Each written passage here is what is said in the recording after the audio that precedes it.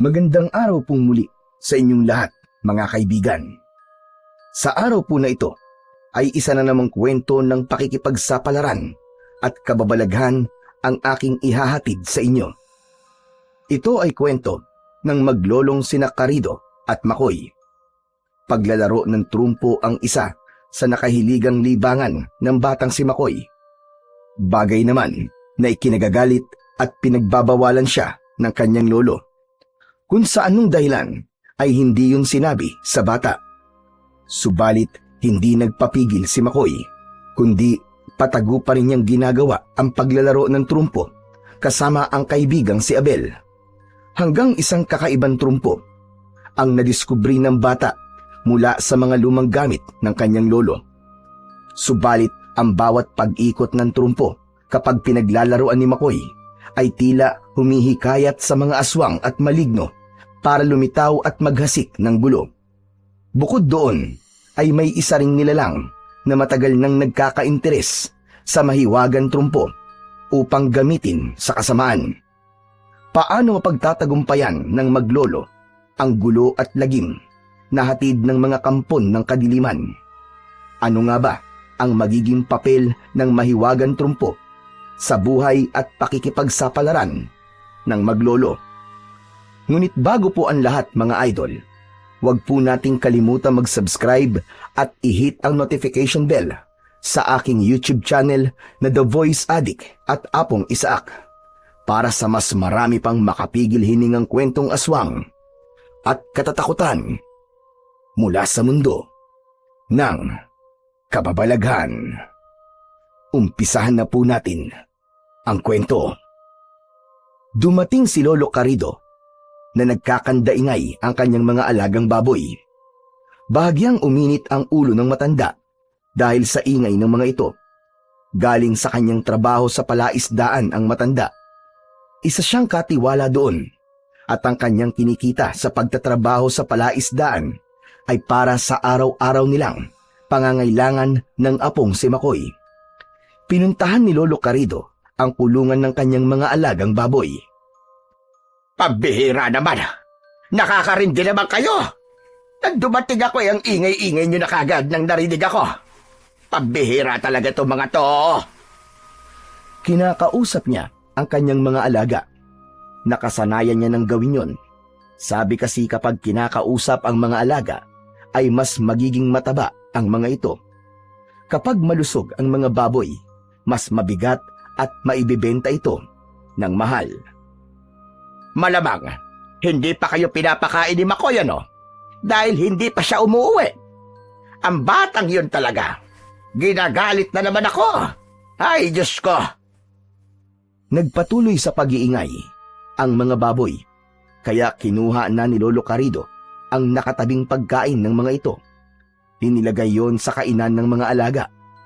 Gutom na gutom ang mga ito na agad nilantakan ang pagkain ibinigay ng matanda. Habang kumakain ang mga baboy, ay siya namang pagdating ni Makoy galing sa paglalaro. Nakita niya ang kanyang lolo, kaya nag-atubiling lumapit ang bata. Alam kasi niya na magagalit ito dahil meron siyang nakalimutang gawin na ibinilin sa kanya. Nakita siya ng kanyang lolo na tila hindi makalapit, kaya tinawag ng matanda ang apo. Anong ginagawa mo riyan, Makoy? Halika nga rito! Halika rito! Lolo, sorry po.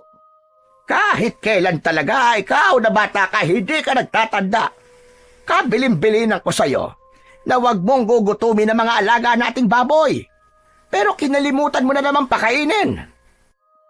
Lolo, sorry na po talaga. Paano? As inuna mo na naman ang pakikipaglaro. Ano ba yung tinatago mo sa likod mo? Wala po to, Lolo. Anong wala? Meron kang tinatago sa likod mo. Patingin nga ako. Holin lang po to, Lo. Saka Pogs. Gusto kong makita. Ba't ayaw mong ipakita sa akin? Patingin ako. Itatabi ko na lang po, Lo. Gusto ko munang makita bago mo itabi. Ayaw pa ring ipakita ng batang si Makoy ang kanyang hawak na laruan.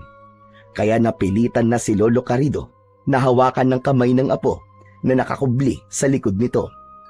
Nakita ni Lolo Carido na isang trumpo ang hawak ng batang si Makoy.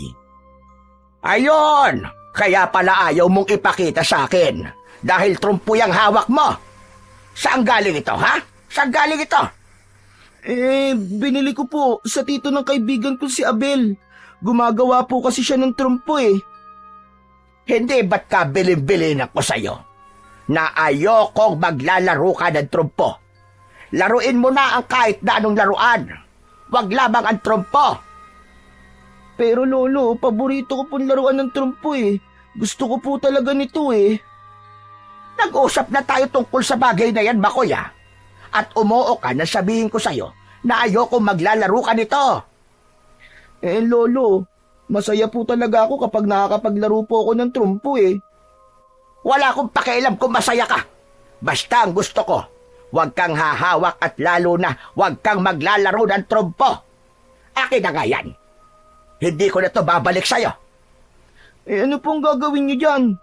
Susunogin ko para hindi mo na ulit magamit pa nang matigil ka na sa paglalaro mo ng trumpo. Suminghot-singhot ang bata. Nasaktan siya sa sinabi ng lolo sa planong gawin niya sa kanyang laruan. O ano, umiiyak ka? Nagagalit ka sa akin, ha? Hindi po lolo. Ilang beses ko nang sinabi sa'yo, di ba? Ayokong maglalaro ka nito. Kaya lang batigas ang ulo mo eh. Hindi na ibinalik pa ni Lolo Carido sa kanyang apo ang laruang trumpo.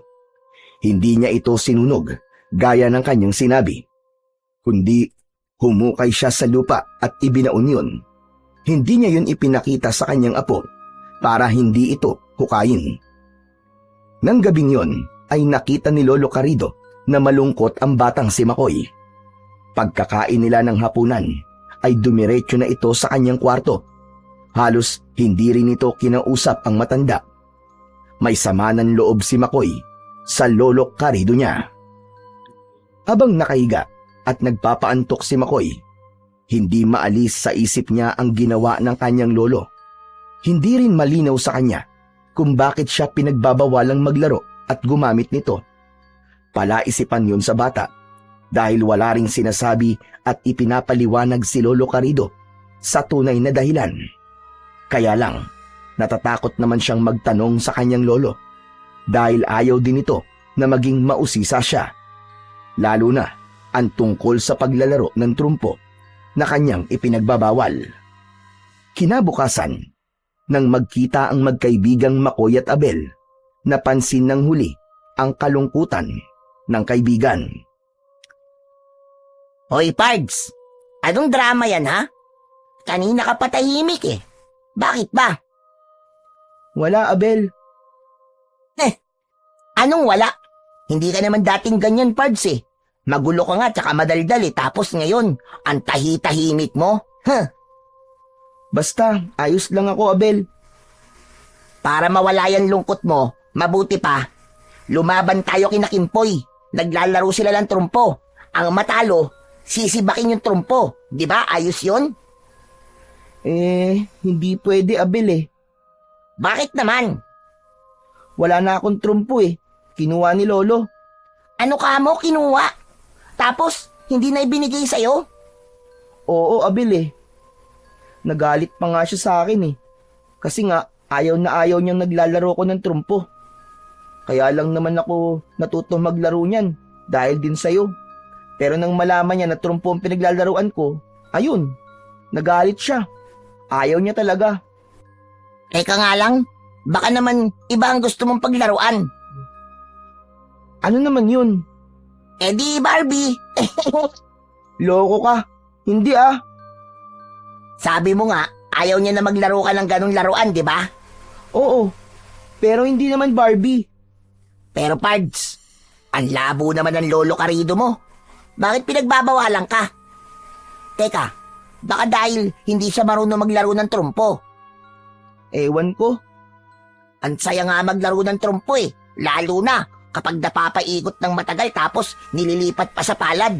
Ang angas ng ganon, di ba? Kaya nga gusto ko rin matutunan yung ganun eh. Kaya lang, paano ko pa magagawa yun kung wala na akong trumpo. Eh di, bumili ka uli sa tito ko. Mura lang naman yung trumpo na tinda niya eh. Kaya lang baka magalit uli sa akin si Lolo Carido eh. KJ naman ang lolo mo. Kung alin pa yung favorite mong laruan, yung pinagbabawal sa'yo. Mula ng pagbawalan ni Lolo Carido si Makoy na maglaro ng trumpo, ay naging malungkutin na ang bata. Nakikita yon ng matandang lalaki, pero pilit niyang binabaliwala. Ay, ano ba yan?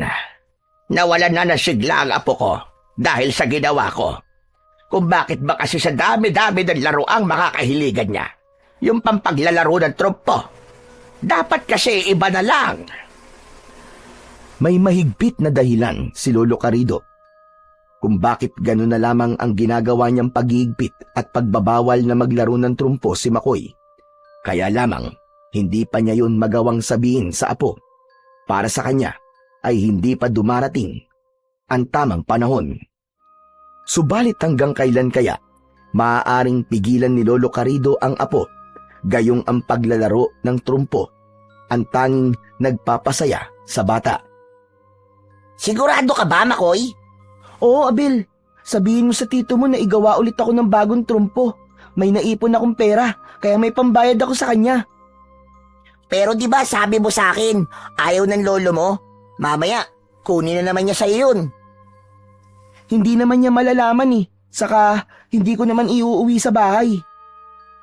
Ganito, may naisip ako, Makoy, para hindi makita ng lolo mo ang trumpo.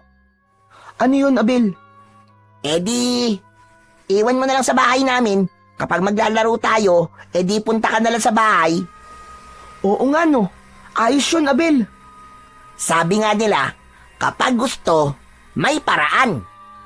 At kapag ayaw, maraming dahilan. Nag-high five pa ang dalawang bata. Ibig sabihin, talagang nagkakasundo ang dalawang magkaibigan. Habang naglalakad ang mga ito, papunta sa bahay ng tito ni Abel na gumagawa ng trumpo, nang may maramdaman silang tila sumusunod sa kanila. Makoy, nararamdaman mo ba yon? Oo, Abel. Parang may kanina pa sumusunod sa atin. Ano kaya yon? Malamang, maligno yung sumusunod sa atin. Ayos ka rin no? Nananakot ka pa eh. Joke lang yun. Ikaw talaga matatakutin ka masyado. Saka araw na araw ang liwa-liwanag pa eh. Paano magkakaroon ng maligno? Ikaw talaga, di ka nag-iisip. Malay ko ba? Baka mamaya, totoo nga. Sabi kasi ng lolo ko, ang mga masasamang nilalang daw, hindi na namimili ng oras, kahit anong oras pa, araw man o gabi. Kapag gusto nilang mantrip at mambiktima, aatake sila, kahit ano pang oras yan. Talaga ba? Oo, kaya bilin nga sa akin mag-iingat daw ako palagi. Lalo na sa mga ganitong klaseng lugar na maraming mga nakatanim na puno. Maya-maya pa'y muling naramdaman nila ang tila kaluskos mula sa masukal na lugar na kanilang kinaroroonan. Ayan na naman, Abel. Naramdaman mo ba? Oo, Makoy. Mukhang malapit na malapit lang siya sa kinaroroonan natin. Kapwa kinakabahan ang dalawang bata. Gusto na nilang tumakbo nang mula sa itaas ay biglang bumagsak sa kanilang harapan ang isang patay na hayop, isang maliit na kambing. Sabay na nagulat sina Makoy at Abel at napasigaw pa ng malakas. Tatakbo sana silang papalayo, subalit nakita nila na isang patay na hayop lamang yun. Napatingala na lamang sila para tignan kung saan nanggaling ang bumagsak na patay na kambing. Galing yun sa isang malaking ibon na papalayo na. Hala, anong ibon yon? Ang laki naman. Tsaka, bakit pinatay niya tong maliit na kambing? Kawawa naman. Tignan mo tong patay na kambing Parang butot balat na lang. At naubos ang dugo. Aba, oo nga Makoy Ibig sabihin, sinipsip ng ibon na yon ang dugo nitong kambing. Pero teka lang, Abel. Ibon yun, di ba? Oo, ibon. Teka, may ibon bang sumisipsip ng dugo ng ayop? Makoy, hala, hindi kaya aswang yung nakita nating lumilipad kanina? Araw na araw Ay teka pala, sabi mo kanina maaaring araw man o gabi ay umatake ang mga maligno, di ba? Pati na rin mga aswang. Naku po, malamang aswang nga yun, Abel. May aswang na dito sa baryo natin. Umaripas na ng takbo ang dalawang bata. Hindi nila alam kung saan sila pupunta hanggang sa makarating sila sa bahay ng pinsan ni Abel. Sa bahay ng tito niyang gumagawa ng trumpo. Nagtataka ang pinsan ni Abel na si Lino kung bakit tila takot ang dalawang bata. Sinabi ni Abel ang tungkol sa naging karanasan nila habang naglalakad. Maging si Lino ay sumang-ayon na posibleng ang aswang ang kanilang nakita. Para mawala ang takot ng dalawang bata, ay tinuruan na lamang sila ni Lino ng dapat gawin at kung anong pwedeng pangontra. Ipinaalam ang tungkol sa bawang at asin na maaari nilang gamitin sakaling may aswang silang makita at umatake sa kanila. Kahit paano ay nabawasan ang takot ng dalawang bata dahil nga naroon na rin sila sa bahay ng pinsan ni Abel, kaya sinabi ni Makoy ang tungkol sa trumpo na kanyang ipapagawa. Nangako naman si Lino na bukas din ay igagawa niya si Makoy. Pagkagaling ni Makoy sa bahay ng pinsan ni Abel ay umuwi na ito. Naroon na sa bahay nila ang kanyang lolo Carido. Hindi ito galit. Hindi kasi niya nakalimutang pakainin ang mga alagang baboy, kaya hindi ito naging maingay. Pero inusisa siya ng kanyang lolo kung saan siya galing. May pinuntahan lang po kami ng kaibigan kong si Abel. Ikaw, Bakoy, bawas-bawasan mo ang kakagala, ha? Kung saan ka nakakapunte. Sa kaibigan ko lang naman po, lo. Kahit na ba, delikado na ang panahon ngayon. Maraming mga masasamang nilalang ang bigla na lamang lumilitaw. Masamang nilalang po, lolo? Abay, oo. Mga kampon ng kadiliman. Katunayan nga, kanina lang bago ko umuwi, ay may narinig akong usap-usapan na may gumagalang aswang kahit araw na araw. Aswang po, lolo? Oo, isang uri ng aswang na kayang lumipad at puminsala ng mga hayop. Sa ngayon, mga hayop daw ang inaatake. Pero siyempre, ngayon lang yon. Paano kung sa susunod tao na ang biktimahin? Hindi nakaimik si Makoy sa sinabi ng kanyang lolo Carido. Nakatingin lamang ito sa matanda dahil bigla niyang naalala yung bumagsak na patay na kambing sa harapan nila ni Abel. Bakit natulala ka riyan, Makoy? Ano bang iniisip mo? Wala po, lolo Carido. Kaya dapat, doblehin natin ang ating pag-iingat. At ikaw, Makoy, dahil bata ka pa, bawas-bawasan mo ang gumala kung saan-saan. Baka mamaya, baka salubong mo yung aswang na nababalita ang gumagala. Kung ano pang mangyari sa'yo, sige ka. Tahimik lang na nakinig si Makoy sa kwento at paalala sa kanya ng lolo niya. Ayaw niya ring ipaalam rito ang naging karanasan nila ni Abel dahil tiyak na pagbabawalan na siya nitong lumabas ng bahay. At kapag nangyari yun, hindi na siya makakapaglaro pa ng trumpo. Isa pa, alam na nila kung paano sila iiwasan ng aswang. Asin at bawang lamang ang tanging paraan. Mas importante pa rin kay Makoy na makalabas siya ng bahay para makapaglaro sila ni Abel, para magamit niya ang trumpo na ipinagawa niya sa tito ng kaibigan. Dahil naman sa bawat araw ay abala si Lolo Carido sa trabaho nito sa palaisdaan, kaya ang tanging magagawa lamang nito ay magpaalala sa apo tuwing aalis siya ng bahay. Isa sa mga mahigpit niyang bilin ay wag na itong maglalaro ng trumpo, bagay na hinding-hindi kayang sundin ng bata. Kaya naman nakaisip siya ng paraan para maipagpatuloy pa rin ang paglalaro sa tulong ng kanyang kaibigang si Abel. Kanina pa kita hinihintay dito, Bakoy, ang tagal mo. Dala mo na ba, Abel? Oo naman. Heto, ibinigay na sa akin ni Tito Lino. Buti na lang. Dala ko yung perang pambayad. Ikaw na lang magbigay sa tito mo. Oh, heto. Ayos, may kita na naman si Tito Lino. O, heto naman yung ipinagawa mong trompo. Nilagyan na rin niya ng kulay yan. Wow! Ang gara naman ito, Abel! Ang pogi ng trumpo ko! Ang astig! Talagang ginandaan niya ni Tito para sa iyo eh. Excited na akong gamitin to, Abel. Tara, maglaro tayo. Dumayo tayo sa mga kaibigan natin. Sigurado ka ba, Makoy? Oo, para may pagyabang ko sa kanila tong bago kong trumpo. Dapat, hindi na yung makita ng lolo karido mo, kundi lagot ka.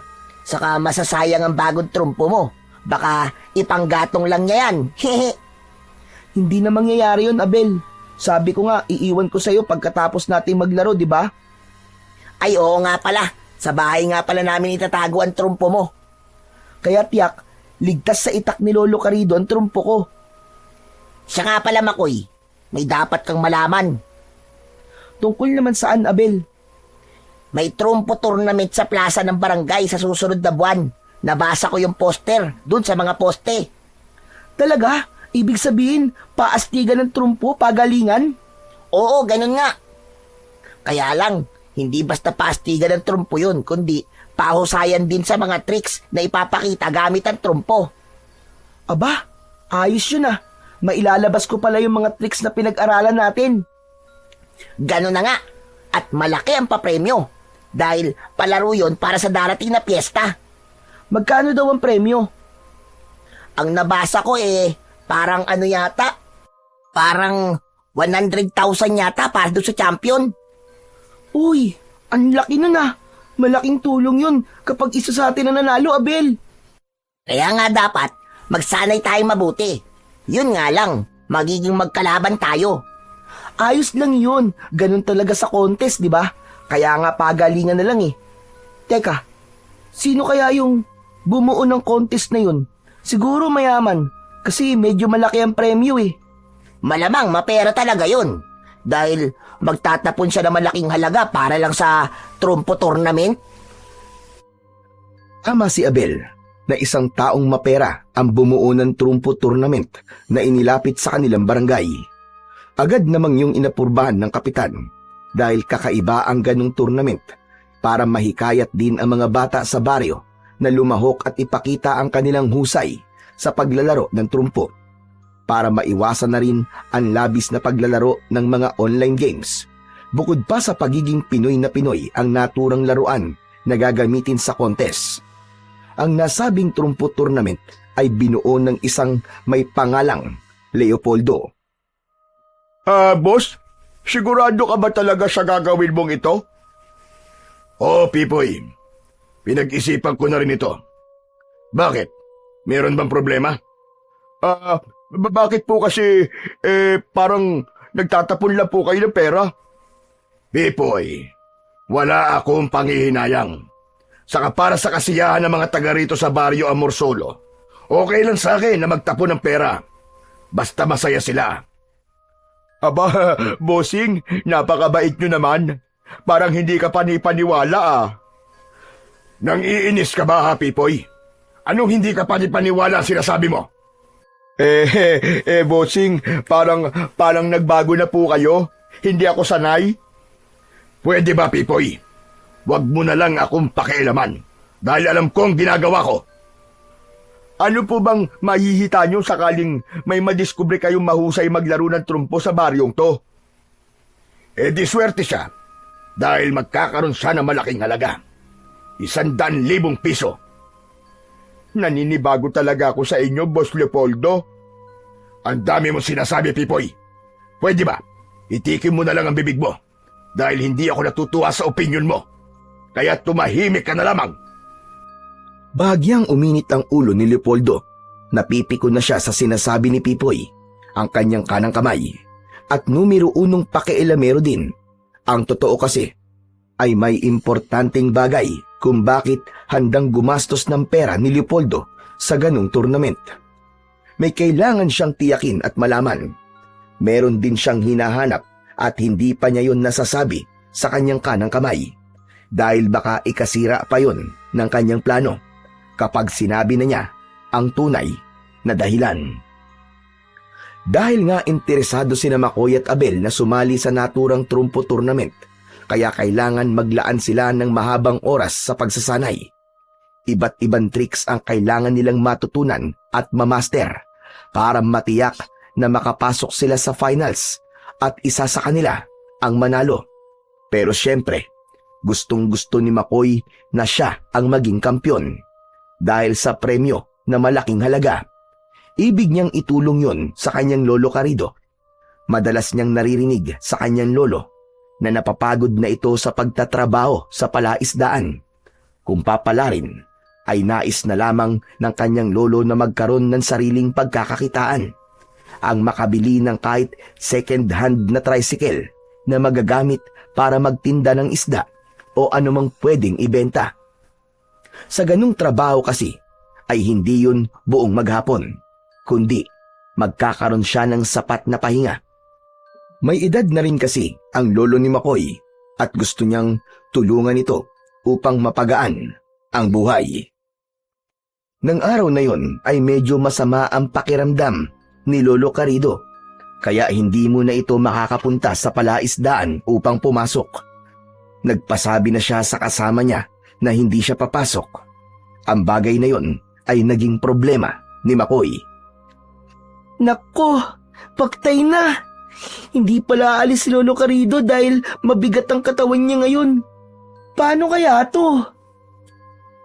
Napansin ng matandang lalaki na tila balisa si McCoy, kaya nilapitan niya ang apo at tinanong. Oh, ano bang problema mong bata ka? At kanina ka pa parang hindi dyan mapakali. Kuwan po kasi lolo eh. May pupuntahan lang po sana ako kaya lang meron pala kayong sakit. Bakit? Hindi naman grabe ang sakit ko. Ayos lang ako. Talaga po? Di, pwede pa rin po akong lumabas ng bahay. Bakit nga sa ka mapupunta? Sa kaibigan ko po kay Abel. Anong gagawin nyo? Baka mamaya may kalokohan na naman kayong gagawin Wala po. Saka kilala niyo naman po si Abel, mabait po siya, di ba? Kung sa bagay, sige, pinapayagan na kitang pumunta sa kanya. Yun! Ayos! Basta sabi ko sa'yo, wala kayong gagawin kung ano, ha? Oo naman po, Lo. Magpapakabait po kami. O sige na, at wag mo kong alalahanin dito dahil okay lang ako. Iinom na lang ako ng gamot. Mamaya lang mawawala na rin itong pamimigat ng katawan ko. Sige po, Lo. Salamat po. Nagmano pa si McCoy bago tuluyang lumabas ng bahay. Masayang masaya ang bata dahil makakalabas na siya at makakapaglaro sila ni Abel. Nakangiti namang sinundan ni Lolo Carido ng tingin ng apo. Naisip niya na talagang malaki na nga si McCoy. 4 na taon pa lamang ito nang iwan ito ng ama nito at ang nanay naman ay sumama sa ibang lalaki. Wala na rin silang balita kung nasaan na ang mga ito. Ikinalulungkot ni Lolo Carido nang maalala ang namatay na anak na si Dario, tatay ni McCoy. Nasasaktan pa rin siya kapag naiisip niya ang dahilan ng naging kamatayan nito. Samantala, masayang masaya si McCoy nang sapitin ang bahay ng kaibigan. Pards! Pards, Abel! Pards! Asan kaya yun? Bakit walang sumasagot? Di kaya umalis siya? Ay, nako! Kainis naman talaga yun, oh! Nalungkot si McCoy na hindi sumagot ang kaibigan, kaya naisip niyang wala ito sa kanilang bahay. Subalit nang aalis na sana siya at babalik na lang sa kanila, ay bigla niyang nakita na nasa likuran lang pala niya si Abel. Nagulat pa si McCoy.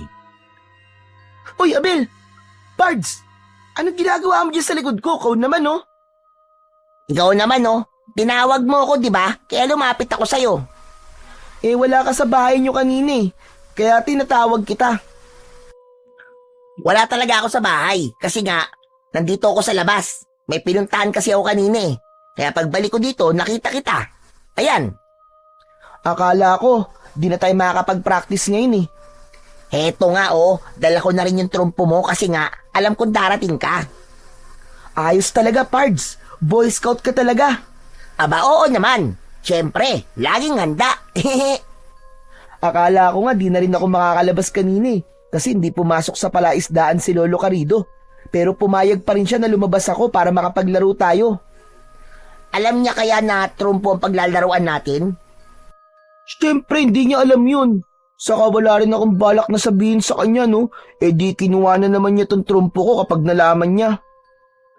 Bakit kasi ganun ang lolo mo? May galit yata sa trumpo. Ayaw na paglaruan mo. Kaya nga eh, ang sarap pa naman paglaruan ng trumpo, di ba? Sinabi mo pa. O ano, ready ka na ba, Pads? Siyempre, ready na ako para pag-aralan yung mga tricks na naisip natin. Gagamit tayo ng sinulid, tapos bote, tapos nakita ko, pati baraha ginagamit din para dun paikutin ng trumpo. Oo, Makoy, tama ka. Lahat yan pagsasanayan natin para mapabilib natin yung mga judge, pati mga manonood kapag sumali tayo sa tournament. Ayos, tara na. Dun tayo sa lugar na walang ganong tao. Ayoko ng maraming storbo saka may ibang nanonood sa atin eh. Kaya dapat magtago tayo. Tama yun. At para hindi rin malaman ng lolo Karido mo. Nagtawanan na lamang ang magkaibigan. Sabay silang naglakad para magtungo sa lugar na walang ganong makakapansin sa kanila para doon magsanay ng mga tricks sa paglalaro ng trumpo. Hapon na nang matapos sa pagsasanay sina Makoy at Abel. Umuwi na ng bahay si Makoy. Nag-aalala siya dahil baka magalit ang kanyang lolo dahil natagalan siya bago umuwi. Malapit na siya sa kanilang bahay nang marinig niya na nagkakandaingay ang mga alagang baboy ng kanyang lolo. Naisip niya na hindi pa yun napapakain ng matanda. Hala, siguro masama pa rin ang pakiramdam ni Lolo Karido kaya hindi niya nabigyan ng pagkain ng mga baboy. Ako na lang ang magpapakain. Kumuha ng pagkain ng baboy si Makoy. Subalit nang magtungo siya sa koral na kulungan ng mga hayop, ay ganun na lamang ang pagkabigla niya. Teka, parang sumobra yata tong baboy na alaga ni Lolo. Ang alam ko, 4 lang ang palakihin niyang baboy eh. Pero bakit naging 5? Hala, paano nangyari yun? Palaisipan kay Makoy ang bagay na yun. Kaya inisip niyang mabuti kung paanong naging 5 ang baboy na nasa loob ng koral. Di kaya may ibinigay na baboy kay Lolo tapos isinama niya rito? Pinagmasdang mabuti ni Makoy ang mga baboy na nasa kulungan. May napansin siyang kakaiba sa isang baboy na naroon. Nakatitig ito sa kanya at bahagyang namumula ang mga mata nito. Tila natatakot din ang ibang baboy, kaya nag-iingay ang mga ito. Teka lang, napapabalita nga pala na may mga aswang na gumagala ngayon. Di kaya... Hala! Di kaya isang aswang ang baboy na to? Pinanindigan ng balahibo si Makoy, pero kailangan niyang maging matapang. Naisip niya, ang asin at bawang ang maaaring gamitin na pangontra at panlaban sa aswang. Kailangan ko makakuha ng asin o kaya ay bawang sa loob ng bahay. Subalit nang aalis na sana si Makoy para pumasok sa loob ng bahay, ay biglang lumundag ang isang baboy papunta sa kanya. Tila aatakihin siya nun. Buti na lamang ay nakaiwas ang bata. Hindi siya nasunggaban ng baboy, pero nabuwal siya at napaupo. Masama ang tingin ng baboy kay Makoy. Habang nakaupo sa lupa ang bata, ay isang bato ang nakapa niya at agad itong dinampot. Ramdam niya na muling aatake sa kanya ang nasabing baboy. Kaya binato niya yon. Tapul ang muka ng baboy at napaigik pa ito sa sakit ng tamaan ng bato. Nagalit ang baboy na tila gusto uli siyang atakihin. Subalit bago pa makalapit ang baboy kay Makoy ay isang malakas na sigaw ang narinig ni Makoy. Mula yon sa kanyang lolo Karido. Halimaw ka! Huwag mo lalapitan ang apo ko! Galit si Lolo Karido na nakatingin sa baboy. Hawak ni Lolo Karido ang isang sibat na ginagamit niya sa palaisdaan. Sige, subukan mo lapitan ang apo ko at ibabaon ko sa iyo ang sibat na ito. Nataranta ang baboy nang makita si Lolo Karido. Bigla itong tumakbo papalayo. Hindi na sinundan pa ni Lolo Karido, kundi agad nitong nilapitan ng apo na nakasalampak pa sa lupa. Apo, ayos ka lang ba? Opo, Lolo. Ayos lang po ko. Salamat po. Buti po dumating po kayo. Nagising kasi ako at narinig ko nagkakandaingay ang mga baboy. Silipin ko, abay narito ka nga. Lolo, nagtataka nga po ako bakit 5 po yung baboy doon po sa kural eh. Hindi baboy ang isang yon, kundi isang aswang na nag-anyo ng isang baboy. Tama pala yung kutob ko. Aswang talaga siya. Buti na lamang at hindi pa niya nalalapa ang mga alaga kong baboy. Siguro gusto niyang gawing pagkain at sipsipin ang dugo. Totoo nga palang maaaring maging anyo na iba't ibang hayop ang aswang, Lolo, no? Kagaya ng minsan nakita namin ni Abel na naglalaro kami. Isang aswang na nasa anyo ng isang malaking ibon. Ano ka ba? Nakakita na rin kayo ng aswang? Nabigla si Makoy. Hindi na makapagkakaila. Nadulas na siya at hindi niya na mababawi pa ang kanyang sinabi. Opo, Lolo. Mabuti na lamang at walang masamang ginawa sa inyo. Wala naman po. Kaya nga po nagpapasalamat kami. Kaya nga kabilin-bilinan ko sa yung bata ka. Huwag kang basta-basta na lang lalabas ng bahay. Lalo na ngayon na napakadelikado ng panahon. Nagkalat na rin ang iba't ibang uri ng nilalang. Mga kampon ng kadiliman na maaaring mambiktima at pumatay ng mga tao. Salamat po sa paalala niyo, Lolo. O siya, halika na. Pumasok na tayo sa loob ng bahay. Lo, kumusta na po pala ang pakiramdam niyo? Maayos-ayos na, apo. Mabuti naman po at magaling na kayo. Pumasok na ng bahay ang maglolo. Sa loob ng bahay, habang sabay na kumakain ng dalawa, ay napag-usapan nila uli ang tungkol sa aswang na nagkunwaring baboy. Ano po ba talagang kailangan ng mga aswang na yun, Lolo? Bakit po sila nang gaganon? Ang nais nila ay manggulo at maghasik ng lagim dito sa baryo.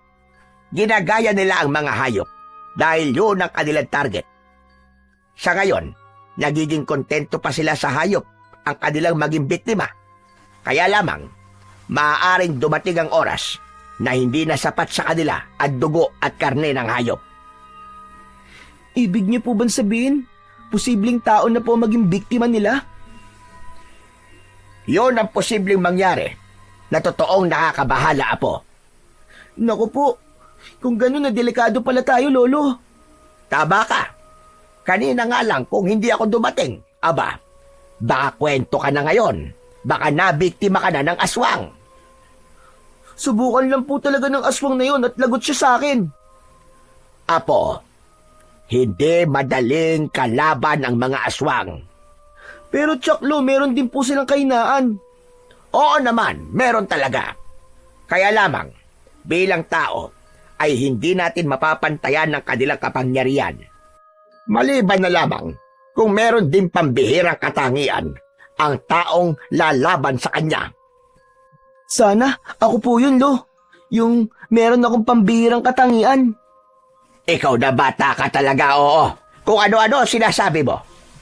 Lo, gusto ko po magkaroon ng superpower.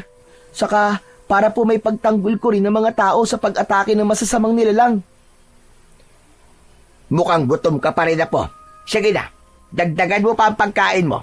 Pero wag masyado magpapakabundat at baka naman maimpatyo ka at sumakit ang tiyan mo.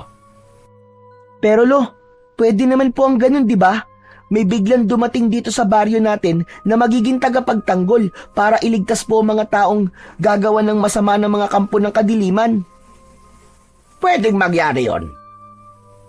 Wish ko po, ako na lang po talaga ang maging tagapagtanggol. Hala, sige na. Tapusin mo na ang pagkain mo. Kung ano-ano nang sinasabi mong bata ka. Samantala, sulyapan naman natin ang taong may kakaibang misyon sa Baryo Amorsolo dahil gagamitin niya ang trumpo tournament sa kanilang ibig mangyari. Nagsimula ng registration para sa mga gustong sumali sa trumpo tournament. Anong balita, Pipoy? Inutusan kita para siyang mag-monitor noon. Marami naman po nagpapalista at gustong sumali, Boss Leopoldo. Magaling. Excited na rin po mga gustong sumali. Alam ko na magiging magandang palabas ito, Pipoy.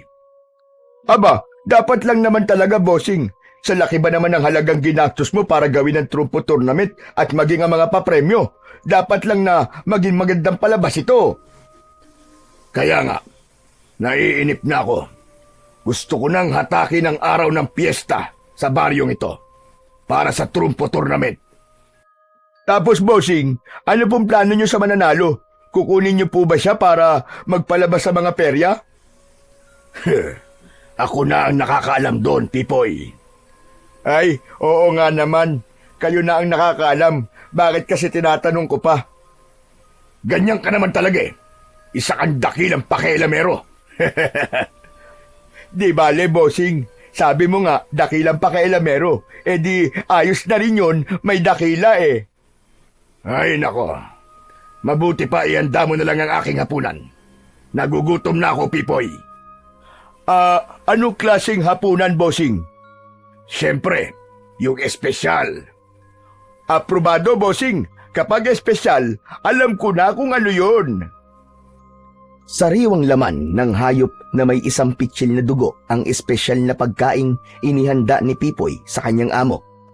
Mula sa lahi ng mga aswang si Leopoldo, isang uri ng aswang na may kakayahang maging iba't ibang uri ng hayop. Siya ang bunga ng pinagsamang lahi ng aswang na asbo at hanagob, mga aswang na may pambihirang katangian mula sa pangkaraniwang aswang. Sa kanyang pagpunta sa baryo ni Lolo Carrido ay may mahalaga siyang misyon at hinahanap.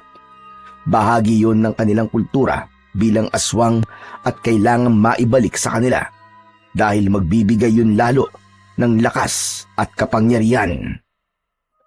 Naihanda na ni Pipoy ang pagkain ng kanyang amo. Gusto mo ba akong saluhan, Pipoy? Hindi na, bossing. Para lang sa inyong espesyal na pagkain na yan. Kailangan ko ng kasabay. Pero, bossing, busog pa ako eh. Busog o nandidiri ka sa aking pagkain? Pipoy, masanay ka na dahil malapit ka na ring maging katulad ko. Wala ka ng ibang mapupuntahan kundi kumain din ng ganitong mga pagkain. Kaya ngayon pa lang, ay sanayin mo na ang sarili mo. Saka na lang po, bossing, kapag talagang hinahanap na po ng panlasa ko at ng sikmura ko ang ganyang pagkain. Pero ngayon po, doon na lang po muna ako sa nakasanayan ko. Bahala ka, pero sayang ang pagkakataon na makakasalo mo ko. Bihira akong magyaya para sabayan ako sa pagkain, kaya mapalad ka sana. Ayos lang yun, bossing. O sige ho, magpakabusog na lamang po kayo. Tinalikuran na ni Pipoy ang kanyang amo. Alam niyang may lahi ng aswang ang kanyang amo, kaya nga lamang hindi pa siya kauri nito. Gayunpaman ay papunta na siya doon. Yun nga lang, hindi pa niya kayang kumain ng pagkaing espesyal na sinasabi ng kanyang bossing. Dahil maayos na ang pakiramdam ni Lolo Carrido, kaya kinabukasan ay pumasok na ito sa kanyang trabaho sa palaisdaan. Malaki ang pagkakangiti ni Makoy dahil malaya uli siyang makakaalis para makita ang kaibigang si Abel. Kaya naman, pagkaalis ng matanda ay agad na ring gumayak si Makoy para pumunta sa bahay ng kaibigan. Naghihintay na sa labas ng kanilang bahay si Abel nang dumating si Makoy. Ayos! Ang aga mo ngayong padsa. Siyempre, excited ako eh. Ako rin. Magpaparegister tayo para makasali sa trumpo tournament. Okay, tara na. Baka mamaya di pa tayo umabot eh. Di ba huling araw na ngayon ng pagpapalista? Oo, aabot tayo. Huwag ka mag-alala. Magkasama ng lumakad ang magkaibigan upang magpunta sa lugar na malapit sa barangay kung saan naroon ang palistahan para sa mga nais sumali sa kontes. Humingi ng tag-isang form ang dalawang bata at sinulatan yun. Tinatakan ito ng babaeng nag-asikaso sa kanila, saka binigyan sila ng numero. Number 49 si Abel at number 50 naman si Makoy. Ibig lang sabihin ay ganun karami ang nais na sumali. Pero hindi lahat yun ay magpepresenta sa araw ng piyesta, kundi magkakaroon muna ng elimination para pumili ng 20 magpapakitang gilas sa mismong kapistahan. Yun ang dapat pang paghandaan ng magkaibigan. Nang makauwi na sina Makoy sa bahay nila, dumaan muna siya sa may koral. Nag-alala na baka pinasok na naman ng aswang na nag-aanyong baboy at tirahin nito ang alaga ng kanyang lolo. Sabi pa naman ng lolo niya ay malapit na nitong ibenta ang kanyang mga alaga para maging pera na. Tsak madali niya itong maibibenta dahil malapit na ang pista sa kanilang baryo.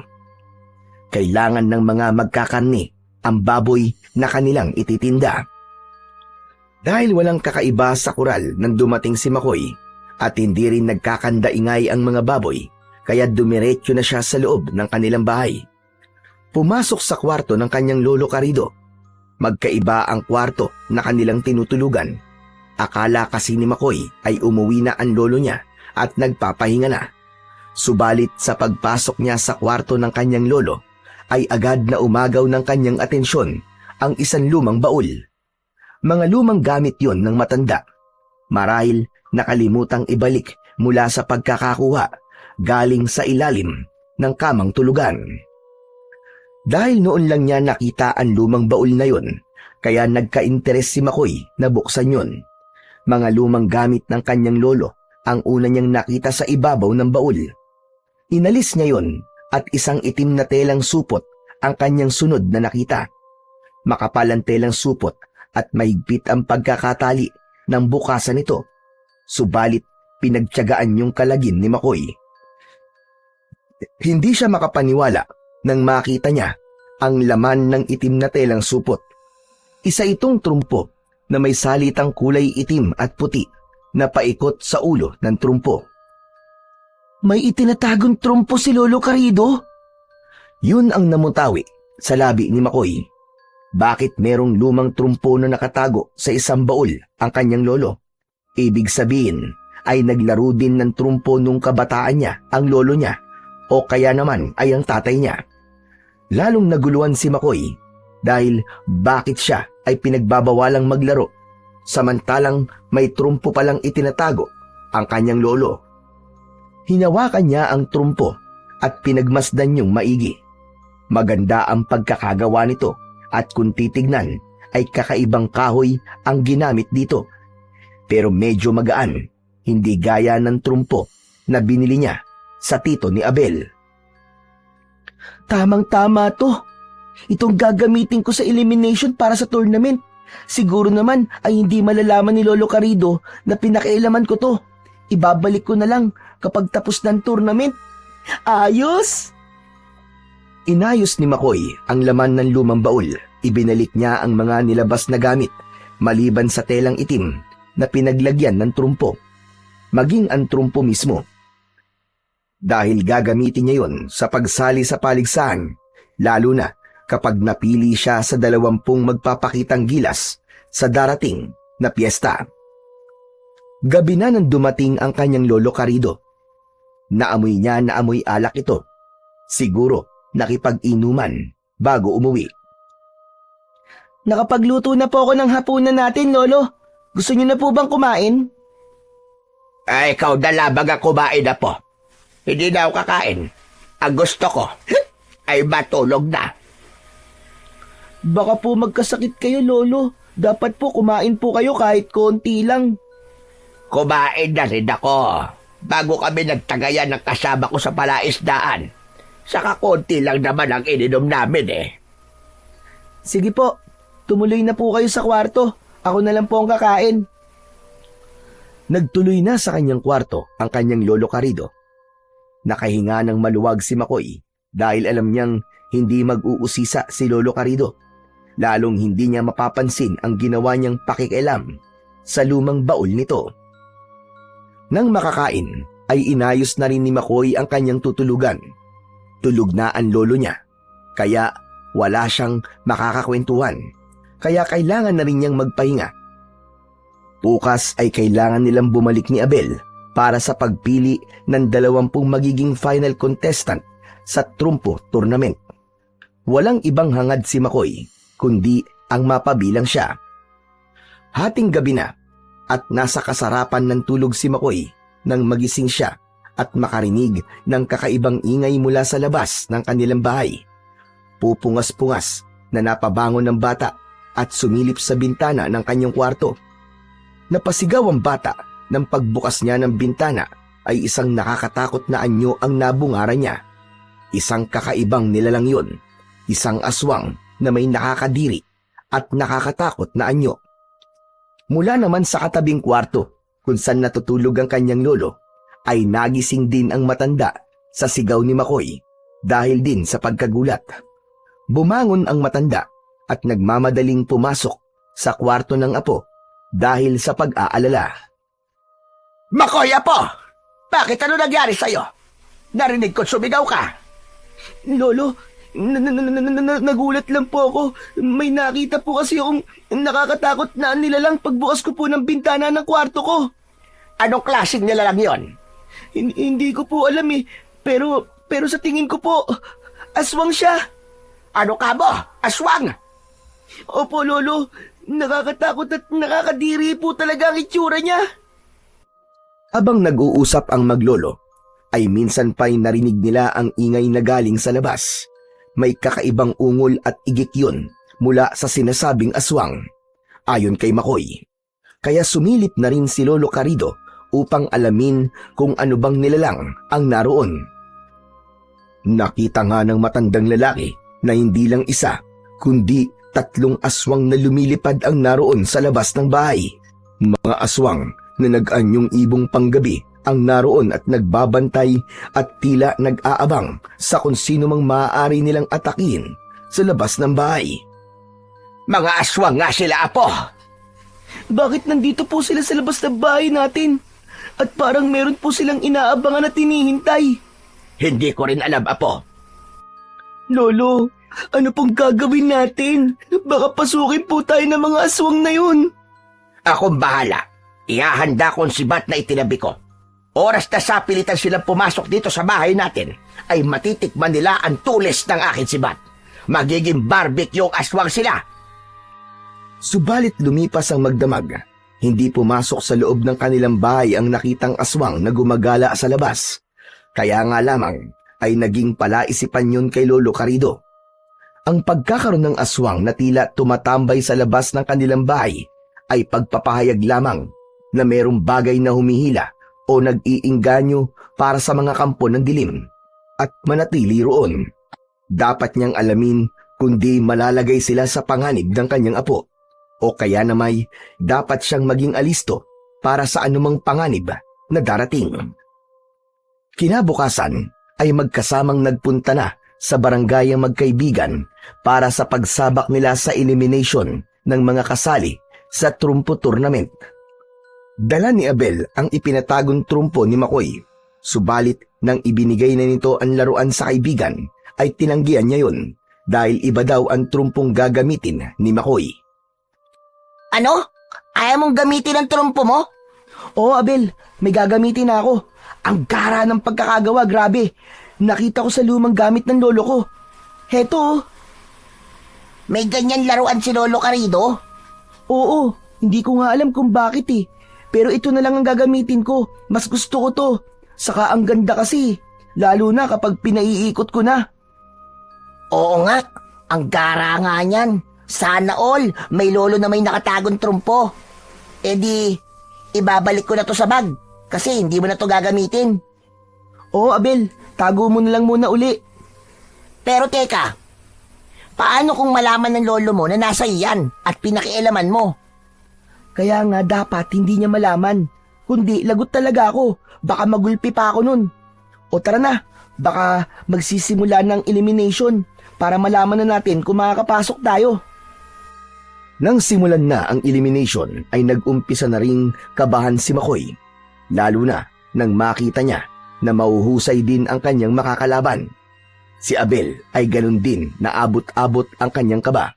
Dahil number 49 si Abel at si Makoy ay number 50, kaya ito ang unang sumalang. Malakas ang kabang nararamdaman nito, kaya may mga naging sablay sa ipinakitang tricks. May hagis pa ng trumpo na hindi yun umikot. kaya malamang na hindi na ito makakapasok sa finals. Nang si Makoy na ang magpapakitang gilas, ay matindi rin ang nararamdamang kaba. Parang may sumusuntok sa dibdib ni Makoy. Yun ang pakiramdam niya. Subalit nang simulan na niyang magpakitang gilas, ay maging siya man ay nagulat. Tila may sariling buhay ang trumpong gamit niya nang paikutin niya ito, dahil gumagawa ito ng tricks na hindi naman niya pinagsanayan. Kaya palakpakan ng ilan sa mga nanonood sa elimination. 2 tricks lang ang ipinakita ni Makoy at pinatigil na siya ng naroon. Ang sabi sa kanya ay ireserba na lang niya sa mismong kapistahan ang iba pa. Uy, narinig mo yun, Makoy? I-reserve mo na lang daw yung iba mo pang tricks. Oo nga eh. Dapat may isa pa ako. Ano ka ba? Okay na yun. Ang ibig sabihin nun, sure ka lang papasok sa finals. Kasama ka na sa magpapakitang gila sa fiesta. Uy, ayos yun.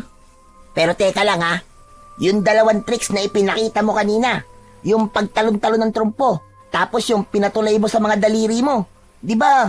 Wala naman yun sa pinagpraktusan natin. Oo, di nga yan kasama. Kaya lang kanina kasi parang may sariling diskarte yung trompo eh. Ano yun? May sarili buhay? Oo, Abel, parang ganun na nga. Kaya ako man nagulat talaga, Abel eh. Teka, mukhang kakaiba talaga yung nakita mong trumpo ah. Yan ang tunay na astig. Sana nga, ikaw na ang manalo, Makoy. Kasi sayang yung premyo. Sa 100,000 piso, biruin mo. Oo nga eh, iririgalo ko yun sa lolo ko kapag ako nanalo. Nang sabihin na ang mga pasado sa elimination at siguradong magpapasikat sa araw ng kapistahan ay kasama ang pangalan ni Makoy. Tuwang-tuwa ang bata pero naroon din ang lungkot dahil hindi kasama ang kanyang kaibigang si Abel. Sayang no? Sana ikaw din kasama sa finals para masaya. Ano ka ba? Okay lang yun, Makoy. May next year pa naman eh. Sasali na lang ako uli. Huwag ka nang malungkot. Pambira ka oh. Ayos lang ako. Saka laban natin to, Abel eh. 2 tayong nagsanay, di ba? Basta, Makoy. Pangako mo. Paghusayan mo ha. Pero dararamdaman ko. Alam mo, mananalo ka talaga, Pards. Kaibigan talaga kita, Abel. Kasi pinapalakas mo ang loob ko palagi. Ano ka ba, Pards? Nakita ko yung mga tricks mo kanina. Sabi mo nga parang may sariling buhay ang gamit mong trumpo, di ba? Kaya malaki ang pag-asa mong manalo. Sana totoo nga yan, Abel. Para matupad ang pangarap kong matulungan si Lolo. Siyempre, may balato ka rin. Yan ang pinakagusto ko sa lahat na sinabi mo, Pards. Yung ibibigay mong balato sa akin. Nagkatawanan na lamang ang magkaibigan. Ang kasabikan sa araw ng piyesta para sa gagawing pagpapakitang gilas ni Makoy ay magiging malaking hamon sa bata. Samantala ay silipin natin si Leopoldo na siyang utak ng gagawing trumpo tournament sa Barrio Amorsolo. Maging siya man ay sabik na rin sa magiging resulta ng kanyang proyekto. Ito na rin ang sasagot sa kanyang ginagawang paghahanap. Tiyakin mong nasabihan lahat ng may kinalaman sa trumpo tournament, Pipoy. Ayokong mapahiya ako sa mga tao. Bossing, naayos ko naman po lahat. Hindi lang basta maayos, Pipoy. Dapat walang maging problema. Bossing, matatanda na sila. Alam na nila kung ano ang kanilang gagawin. Basta, tiyakin mo na hindi rin magkakaroon ng gulo. Kaya lang, bossing, may nabalitaan ako. Medyo nag-aalala nga ako eh. Ano yon? Kasi bossing, may mga kauri kang nagsisimula ng gumala dito sa baryo. Hindi ko rin ganap na may paliwanag kung bakit. Samantalang wala ka namang kinalaman sa mga aswang na yun. Isa lang ang nakikita kong dahilan, Pipoy. Andito nga sa baryong ito at naaamoy nila ang amoy na yon. Ano, bossing? Naaamoy? Bakit? Marami bang mababaho at mga amoy aswang sa lugar na to? Tonto! Hindi yun ang ibig ko sabihin. Kundi yung matagal na naming hinahanap na mula pa sa aming mga ninunong aswang asbo at hanagob. Dito marahil yun matatagpuan. Pero kailangan ako makakuha nun. At hindi ang ibang aswang. Kung bakit kasi hindi mo nalang sabihin sa akin kung ano yun para matulungan kita Pipoy, kilala ko ang likaw ng bituka mo. Hindi ka lang pakialamero, kundi mahilig ka ring manlamang. Kaya nga, hindi ko ipinagkakatiwala sa'yo ang paghanap nun. Pambihira ka naman, bossing. Nakakasama naman kayo ng loob. Wala akong pakialam kung sumama ang loob mo sa'kin. Nagsasabi lamang ako ng totoo. Hindi nagustuhan ni Pipoy ang sinabi ng kanyang bossing. Talagang nasaktan siya at sumama ang kanyang loob. Matagal na akong naglilingkod sa kanya at naging tapat. Pero yung pala ay pinagdududahan pa rin niya ang katapatan ko. Ngayon, mas nakilala na kita ng gusto, bossing. Kaya magpasensyahan na lang tayo kung isang araw magbago ang isip ko. Kung anuman ang ibig sabihin ni Pipoy sa mga bagay na yon ay siya lamang ang nakakaalam. Iisa lang ang tiyak. Nagkaroon na ng lamat ang pagkakakilala at respeto niya sa kanyang bossing. Hanggang dumating ang pinakahinihintay na araw sa Baryo Amorsolo. Yun nga ay ang kapistahan. Masaya at abala ang mga taga-baryo. Mahalaga sa kanila ang okasyong yun dahil kapos man sila sa pang-araw-araw pagdating ng piyesta ay tinitiyak nila na meron silang maihahanda. Pinaghahandaan talaga nila ang araw na yon. Si Makoy ay kanina pa nakahanda. Ang isusuot niya sa gagawing pagtatanghal ay kagabi pa niya inilagay sa bag. Naghihintay na lamang siya na umalis ang kanyang lolo para pumunta sa palaisdaan. Narinig niya ang sinabi nito kagabi na kahit piyesta sa baryo ay mas pipiliin pa rin niya ang pumasok sa trabaho. Sayang kasi ang kanyang kikitain. Kaya nang makita ni Makoy na umalis ang kanyang lolo, ay nagmamadali na rin siyang umalis. Dadaan siya sa bahay ng kaibigan dahil sasamahan siya ni Abel sa gagawin niyang pagsali sa paligsahan. Ang best friend niya, ang kanyang numero 1 supporter. Subalit nang makarating na si Lolo Carido sa palaisdaan, ay agad siyang nilapitan ng kanyang kasama. Niyaya siyang wag na munang pumasok, kundi ibibilin na lamang sa isa pa nilang kasama ang pag-aasikaso ng palaisdaan. Gusto kasi ng kanyang kasama roon na manood ng gagawing trumpo tournament. Dahil sa pakiusap at ginawang pag-aya kay Lolo Carido, ay napapayag ito. Nagpaalam na sila sa kanilang kasama para manood sa gagawing contest sa araw ng kapiestahan. Gagawin ang pagtatanghal malapit sa barangay dahil doon din gumawa ng entablado. Ayon na rin sa pakikipag-usap ni Leopoldo sa kapitan ng baryo. Nag-umpisa na ang programa. Masaya at nagsisigawan ng mga tao na pare-parehong sabik sa ipapakita ng mga kalahok sa trumpo tournament. May isang espesyal na lugar para kay Leopoldo at sa kasama niyang si Pipoy. Kaya kitang-kita nila ang lahat ng kasali sa paligsahan. Isa-isa nang nagpakitang gilas ang mga kasali. Subalit, nang ang 15 kalahok na ang tinawag, nanlaki ang mata at gano'n na lamang ang pagkagulat ni Lolo Carido nang tawagin ang kanyang apong si Makoy. Mang Carido, di ba apo mo yun si Makoy? Oo, apo ko nga yun. Kasali pala siya eh. Di mo nabanggit sa akin. Tapos ayaw mo pang manood para suportahan siya. Ang totoo hindi ko alam na kasali siya. Inilihim sa'yo?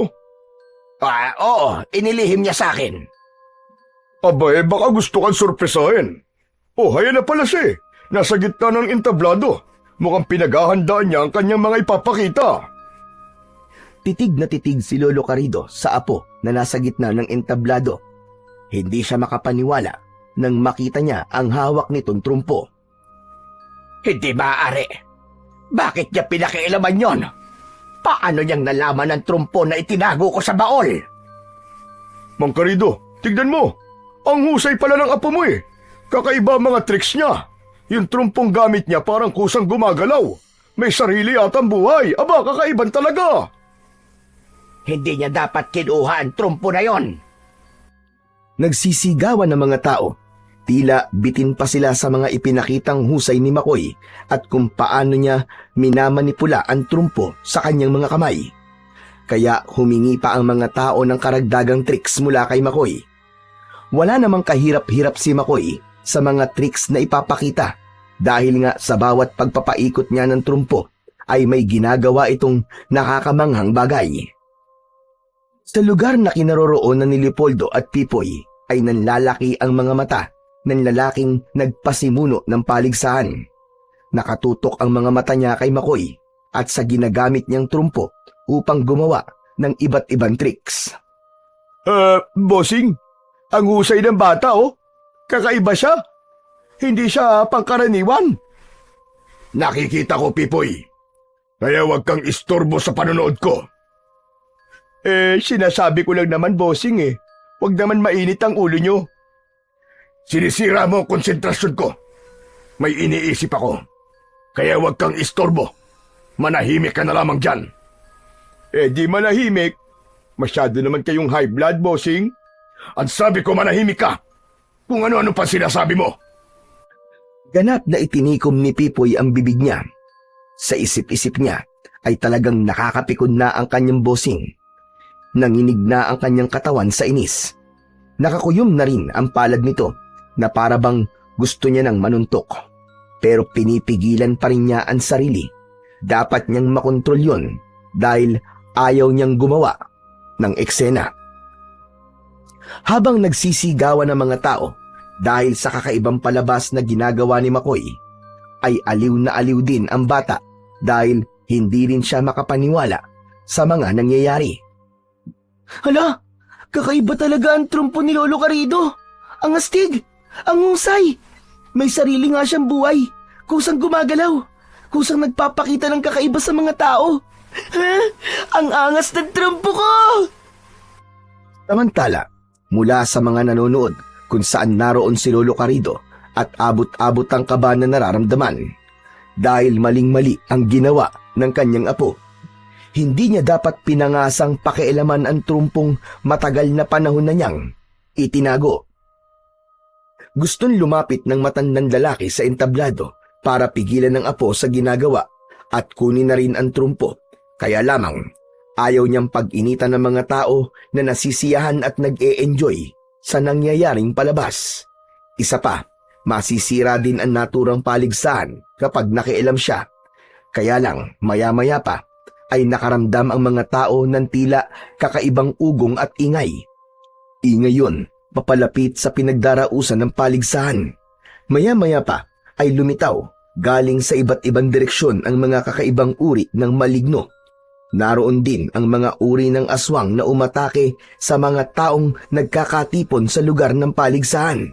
Hindi magkamayaw sa sigawan ang mga tao na inatake ng iba't ibang uri ng kampon ng kasamaan. Dahil sa pangyayaring yun, ay isang bagay lamang ang agad na pumasok sa isipan ni Lolo Carrido. Kailangan niyang puntahan ng kanyang apong si Makoy upang ilayo at iligtas.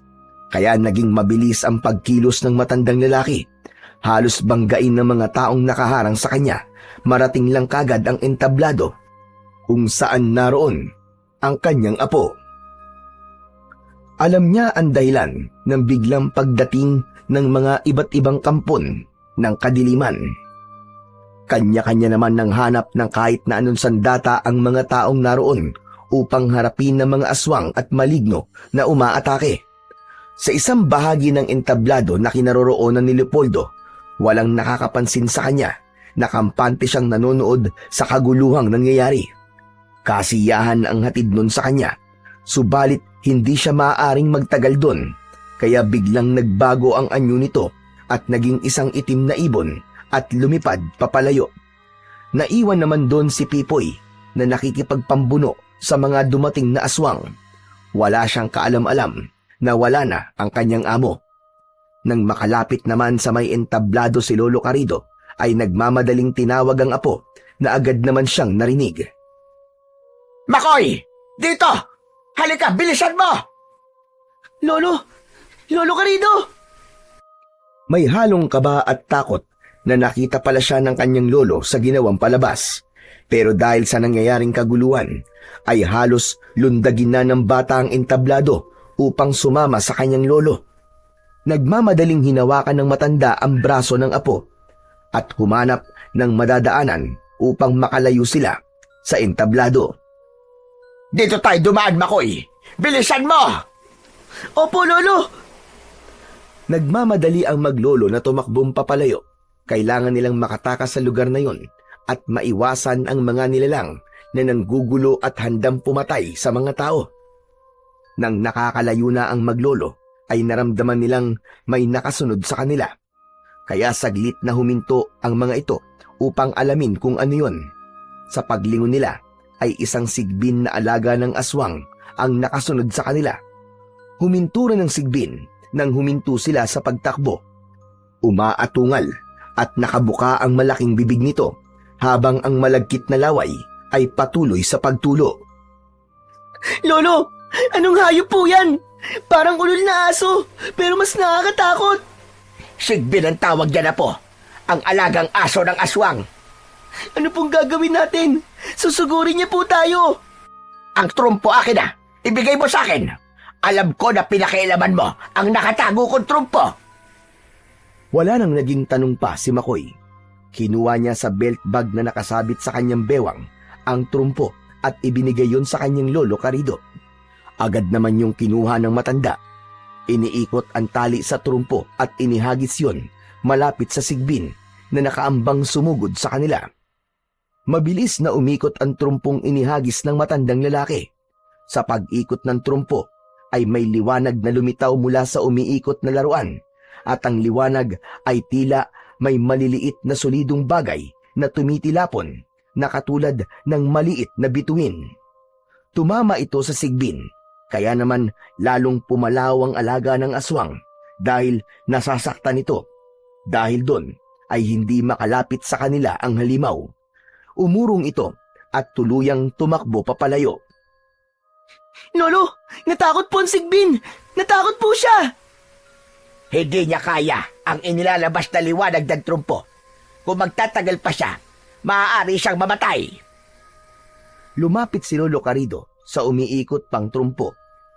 Subalit wala na ang liwanag nito. Idinikit ng matanda ang kamay sa trumpo at nagawa niyang palipatin ito sa palad niya habang umiikot.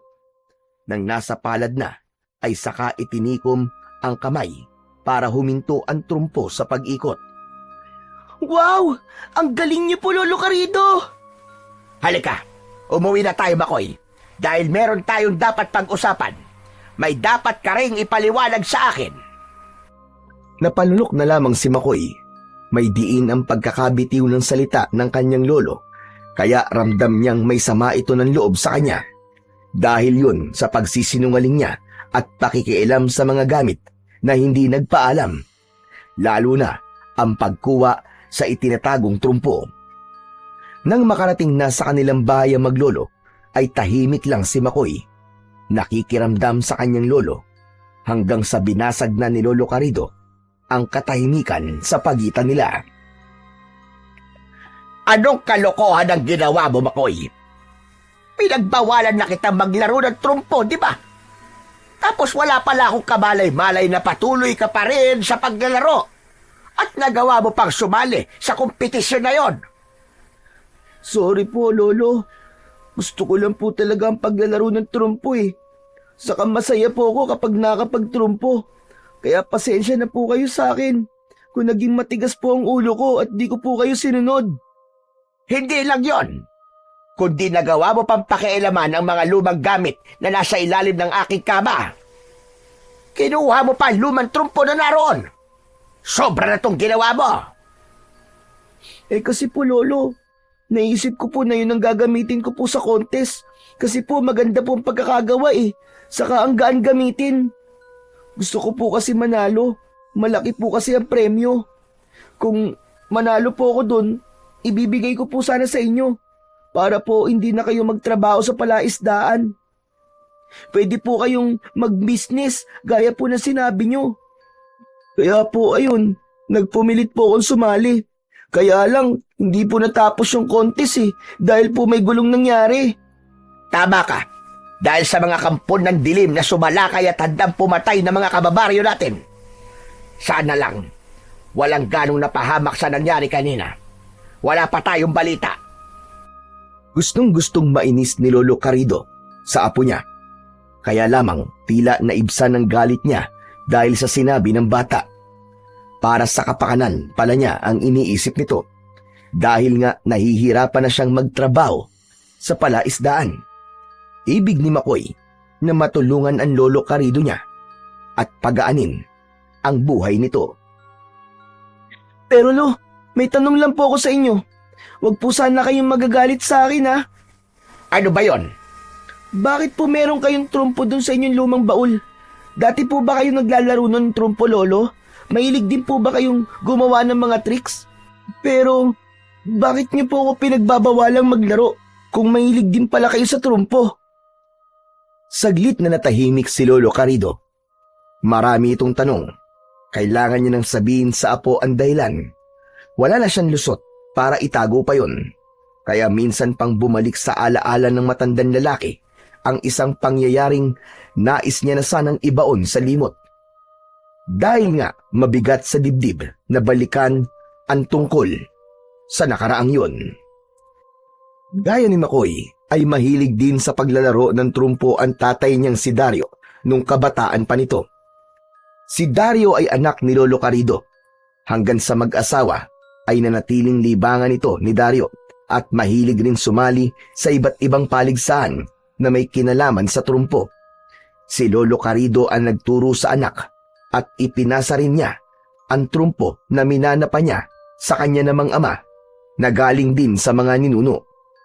Subalit ang naturang trumpo ay meron palang nakatagong kwento. Hindi lamang ito isang pangkaraniwan trumpo, kundi meron tong taglay na kakaibang lakas at kapangyarihan.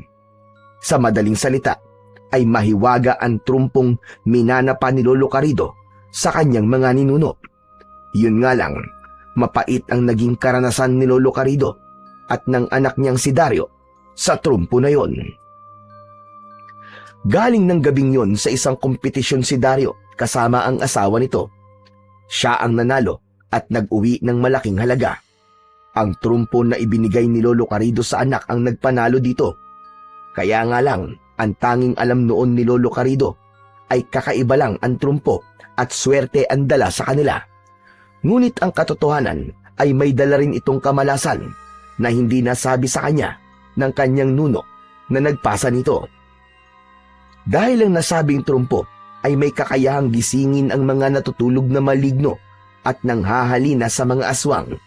Sila man ay nais makuha ang trumpo dahil sa pambihira nitong kakayahan na magpapalakas sa kanila. Huli na nang malaman yon ni Lolo Carido. Kaya dahil sa pag-iingat ni Dario sa trumpo ay nanganib ang buhay nito. Napatay ito ng isang malakas na aswang na siyang nagka-interes sa trumpo. Kasamang namatay ang asawa ni Dario na si Marina, ang nanay ni Makoy. Subalit hindi nakuha ng aswang ang trumpo dahil bago pa kunin ng aswang ay nasunggaban na ito ni Lolo Carido na siyang ginamit din na matanda upang labanan ang halimaw.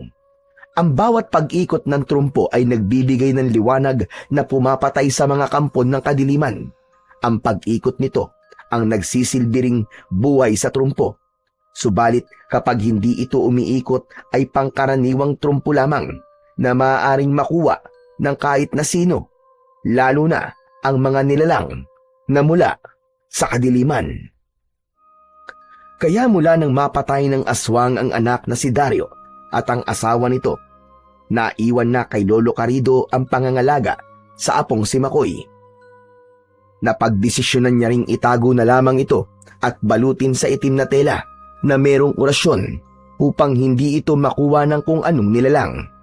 Hindi rin makakahikayat dahil sa pagkakabalot nito sa telang may orasyon. Kaya lamang nang alisin ito ni Makoy sa loob ng itim na tela, yun na rin ang pagkakataon upang makahikayat ng mga kampon ng kadiliman ang nasabing trumpo. Natapos ang ala-alang yon ni Lolo Carido. Naipaliwanag niya sa apo ang tungkol sa lihim na bumabalot sa trumpo, kung bakit niya ito itinago. Naku, paano na po ngayon yan, Lolo Carido? Marami nang gumagalang aswang at mga maligno dito sa baryo natin dahil po sa trumpo. Alam na po nila na ginamit na uli at natanggal sa telang may orasyon. Kaya nga talagang nasa panganib tayo, Apo. At ang tanging makakalipol sa mga yon ay ang mismong trumpong kinuha mo sa lumang baol. Lolo Carido, ano pong gagawin natin? Labag man sa loob ko, kailangan mong ipagpatuloy ang paggamit sa trumpo para lipulin ang mga kampo ng dilim na ngayon ay nabulabog ng trumpo na yon. Huwag po kayo mag-alala, Lolo Carido. Alam ko po nakakayanin natin. Saka, hindi niyo po ako pababayaan, di po ba, Lolo? Samantala, sa lugar ni na Leopoldo, ikinatuwa pa nito ang kaguluhang nangyari sa kompetisyon dahil alam na niya kung saan makikita ang kanyang hinahanap. Kaya agad nitong inutusan si Pipoy. Ipinahahanap niyo po ang bahay ng batang mahusay sa trumpo? Oo, Pipoy. Dahil hawak niya ang hinahanap ko. Bossing, yung trumpo po ba ang tinutukoy niyo? Oo, at kailangan ko yon. Bakit po, bossing? Bumabalik ka na ba sa pagkabata kaya gusto mong makuha sa kanya ang trumpo? Kung gusto niyo po, gagawa ko na lang kayo ng katulad nun. Kaya ko pong gumawa ng trumpo eh. Hangal! Ano ba sinasabi mo, Pipoy? Sundin mo na nga lang ang utos ko. Ang dami po ang sinasabi. Bossing, hinay-hinay lang kayo sa pag-utos. Saka, tama naman ang pagsinghal mo sa akin. Sumusobra na rin kayo, aba. Bakit, Pipoy? Gusto mo naman lumaban sa akin? Hindi mo susundin ang utos ko. Sabihin mo lang, dahil ngayon din ay may mangyayari sa'yo. Biglang tumahimik si Pipoy. Mahirap na, baka tuluyan talaga siya ng kanyang bossing. Pero pikon na rin siya sa pangmamaliit nito.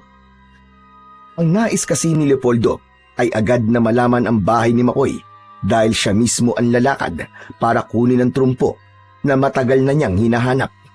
Ang trumpong hawak ni na Lolo Carido, ang bagay na inaasam ding makuha ng mga aswang dahil sa kapangyarihang kaya nitong ibigay.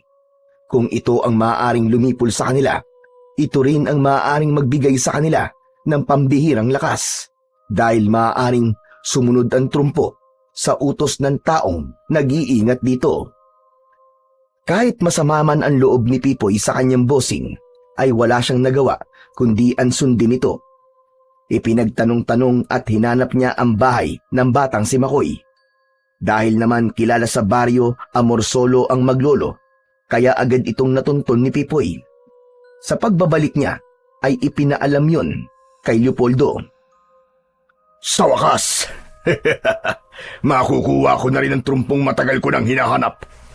Kapag nasa kamay ko na yun, wala nang maaaring tumalo pa sa akin dahil magiging sunod-sunuran sa akin ang trumpo sa bawat pagpapaikot na gagawin ko sa kanya. Kapangyarihan, lakas at tagumpay ang ibibigay nun sa akin. Bossing, anong nakakatawa? Hayang ka na naman, pinakikialaman mo na naman ako. Bossing, nagtatanong lang naman ako eh. Sabi ko nga sa'yo, ayokong pinakikialaman ako. Napupuno na ako sa'yo, Pipoy. Ako rin po, bossing. Punong-puno na ako sa'yo. Ano ngayon ang ibig mong mangyari? Teka, ano yung hawak mo, Pipoy? Napapagod na rin ako sa mga utos mo. Tapos, nilalait mo pa rin ako. Kaya oras na para tapusin ka. Kaya hindi na mangyayari ang inaasam mo. Hindi mo makukuha sa bata ang trumpo. Dahil matatapos ka na, Leopoldo! Ang lakas ng loob mong pagbantaan ako. Ibaba mo ang kampilang hawak mo, hayop ka! Ibababa ko lang ito. Kapag napatay kita, yun ang dapat sa isang amo na hindi marunong rumespeto sa kanyang alagad. Tiyak na mapapatay kita dahil gawa sa pilak ang kampilan na to na kayang pumatay ng aswang na kagaya mo.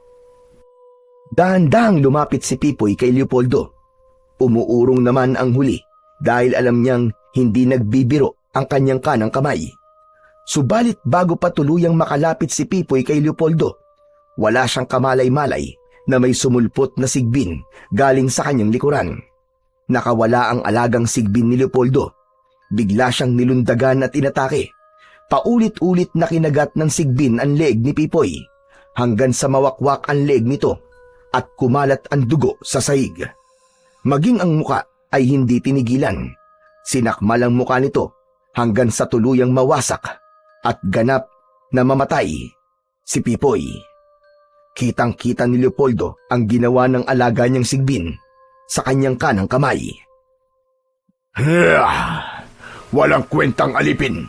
Isa kang taksil. Kaya tama lang yan sa kagaya mo. Dapat ka lamang mawala, Pipoy. Nang matiyak ng sigbin na wala ng buhay si Pipoy, lumapit ito kay Leopoldo. Hinawakan at hinaplos-saplos nito ang ulo ng sigbin.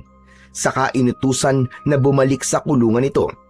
Isa lang ang ibig sabihin nun. Taglay ni Leopoldo ang kapangyarihan upang pasunurin ang mga aswang at iba pang kampon ng dilim. Higit pa ron ang kaya niyang gawin kapag napasakamay na niya ang trumpong iniingatan ni Lolo Carido. Samantala, nang sandali rin na yon, pagkatapos na ipaalam ni Lolo Carido sa kanyang apo ang tungkol sa mahiwagang trumpo, ay naghanda na sila. May mangyayari po ba, Lolo Carido? Kaya dapat nakaredy tayo? Oo, Makoy. Yun nangyari sa may barangay. Ang pagdating ng mga aswang at iba pang maligno. Tsak masusundan yon. Hindi sila titigil para hanapin ang trumpo. Sabi ko nga sa'yo, mula nang gamitin mo uli ang maiwagang laruan, ay humikayat na yon ng mga kampon ng kadiliman. Kailangan hindi sila magwagi, Lolo. Kundi marami mapapahamak kapag nakuha nila ang trumpo. Kaya nga, pagandaan mo rin ang pagsalakay nila. Wag na wag mong ibibigay ang trumpo. Sa'yo ko ipinapaubaya ang paggamit sa trumpo. Lalo na't ikaw ang gumising sa natutulog nitong kapangyarihan dahil ginamit mo roon sa paligsahan. Maya-maya lang ay may tumawag mula sa labas ng bahay. Tinawag nun ang pangalan ni Makoy. Apo, naririnig mo ba yon? May tumatawag sa'yo. Si Abel po yun, Lolo Carido. Bakit kaya? Lumabas ang maglolo para harapin ang kaibigan ni Makoy. Magandang araw po, Lolo Carido. Uy, Makoy! Pards, salamat naman at ligtas ka rin. Oo naman, Pards. Ako pa ba? Siya nga pala, may kasama ako. Gusto ka daw makausap kasi may dalang swerte sa'yo ng lolo mo. Magandang araw po sa inyo, Lolo. Lalong-lalo na sa iyo, Makoy. Tama ba? Makoy nga ba ang pangalan mo? Opo, sir. Teka po, parang nakita ko na po kayo ah. Teka, saan nga ba? Sa contest, tama. Doon po sa paligsahan. Nakita ko na po kayo doon. Tama ka. Ako nga pala si Leopoldo at ako ang organizer ng Trumpo Tournament at sa akin manggagaling ang premyo. Bakit po kayo nandito, sir? Ano po ba sa sadya nyo?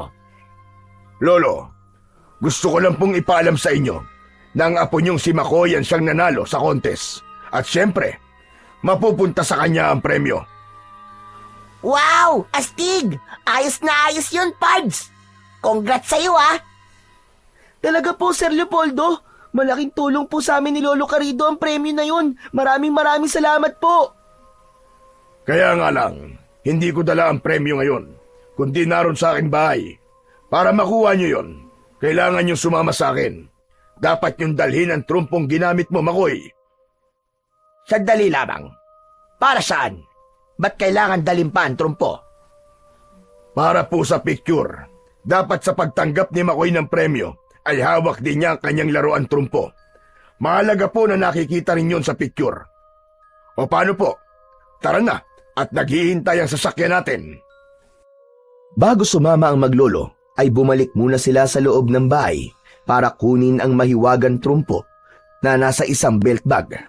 Kinuha yun ng bata at inilagay sa bewang, subalit hindi maalis kay Lolo Carido ang pagkabahala. Bakit po, Lo?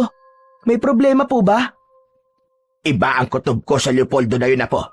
Parang may kakaiba sa kanya. Si Lolo talaga, oh. Sayang naman po yung premyo. Sabi naman niya, ako ang nanalo eh. Kaya dapat makuha natin ang premyo. Oo naman. Pero ingatan mo mabuti ang trumpo. Sabi ko nga sa'yo, iba ang kutob ko sa Leopoldo na yon. Opo, Lolo. Ako pong bahala sa trumpo. Ang mahalaga po ay makuha po natin ng premyong para sa akin dahil magiging malaking tulong po yun. Sumama na ang maglolo kay Leopoldo. Sumakay na sila sa isang itim na kotse na si Leopoldo ang nagmamaneho. Wala na ang alalay niyang si Pipoy dahil tinapos niya na ang pagiging pakialamero nito. Habang tumatakbo ang kotse, ay dumaan ito sa liblib at may matataas na kahoy. Nakikiramdam ang maglolo habang nasa loob ng sasakyan. Hanggang sa biglang huminto ang sinasakyan nila. Sir Leopoldo, ano po nangyari? Bakit po kayo huminto? Nagkaroon ng problema ang makina. Malayo pa po ba tayo? Malapit na sana eh. Kaya lamang nagkaroon ng aberya. Sandali lang. Titignan ko lang ang makina. Subalit hindi bumaba si Leopoldo. Tahimik lang itong nakatingin sa labas ng kotse. Akala ko ba kailangan mong tignan ng makina? Bababa rin ba kami? Bago pa yun sagutin ni Leopoldo, ay bigla nang nagbago ang anyo nito. Naging isang aswang, isang mapanganib na halimaw. Matalim ang mga mata, lumaki at nagkaroon ng tulis ang mga tenga, at napuno ng matatalas na ngipin ang bibig nito. Wala na kayong kawala ngayon. Akin ang trumpo. Ibigay niyo sa akin yan. Mabilis ang naging kilos ni Makoy. Agad niyang nabuksan ang kotse. Subalit naiwan sa loob si Lolo Carido. Nakulong sa loob ng kotse si Lolo Carido. Baka patayin siya ni Leopoldo na naging isang aswang. Kailangan mabuksan ko ang kotse. Hala, hindi ko mabuksan ang kotse. Nakalak na. Natataranta na si Makoy dahil alam niyang nasa panganib ang buhay ng kanyang Lolo Carido. Agad niyang naisip ang dala niyang trumpo na nasa kanyang dalang belt bag. Kinuha yun ni Makoy. Inikot niya ang tali sa trumpo at ibinato yun sa unahang bintana ng kotse. Nabasag ang salamin nun at ang trumpo ay bumagsak sa front hood ng kotse at umiikot yun. Naglabas ng kakaibang liwanag ang trumpo at sumilaw yun sa aswang na nasa loob ng kotse. Nagalit at nagwala ang aswang dahil hindi niya kaya ang liwanag na inilalabas ng trumpo. Kaya napilitan itong lumabas ng kotse. Pilit nitong inaabot ang umiikot na trumpo. Kaya lamang tuwing pagtatangkaan niya itong hawakan ay tila napapaso siya sa liwanag.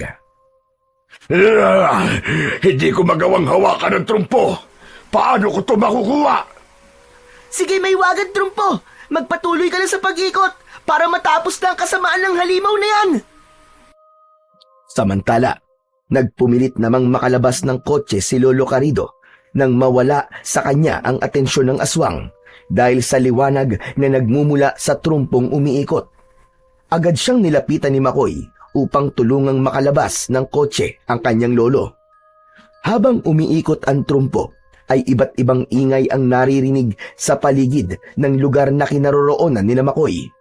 Hindi sila makapaniwala nang igala niya ang kanyang paningin. Maging si Lolo Carido ay gulat na gulat din dahil napapaligiran sila ng iba't ibang uri ng kampon ng kadiliman. Nahikayat ng umiikot na trumpo ang mga nilalang mula sa kadiliman na namamahay sa paligid ng lugar na kanilang kinaroroonan. Maging ang mga aswang na kapanalig ni Leopoldo ay naroon na rin. Hindi ito maaari. Napakaraming mga kauri ko nandito. Bukod pa sa iba pang maligno. Sila man ay nagkakainteres na makuha mahiwagang trumpo. Hindi pwede yun. Sa akin lamang dapat mapunta ang mahiwagang laruan. Sa akin lang!